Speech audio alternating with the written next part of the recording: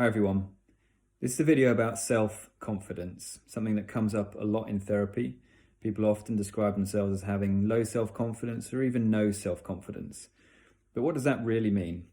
Well, starting with the word confidence itself, confidence is based on the Latin root word fidere, which means to trust.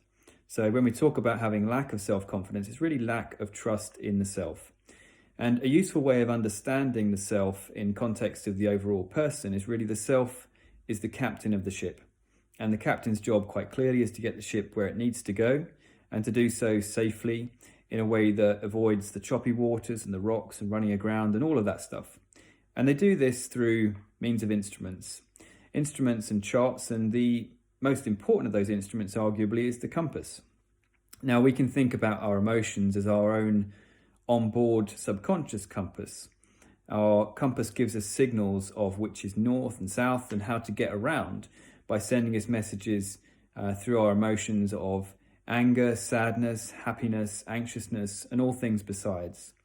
Now, going back to the captain, if they choose to ignore these signals often enough, then the crew starts to lose faith in their ability to get the ship where it's going, and the trust starts to break down.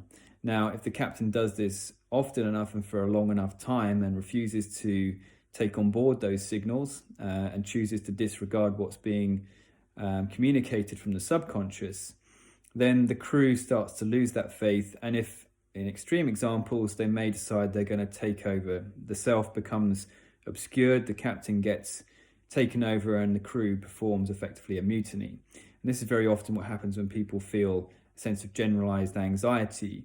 The signals just don't make sense anymore because they've been ignored for long enough. So the good news is the compass, even though the captain may well have stored it down below decks, the compass doesn't go anywhere. It's always there.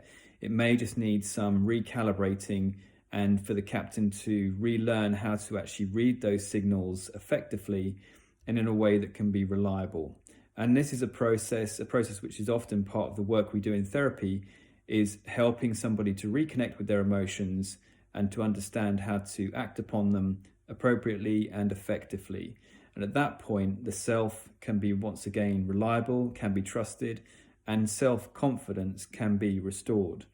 I hope that's helpful. If you're somebody who struggles with self-confidence or knows somebody that does, please by all means get in touch or leave any comments below.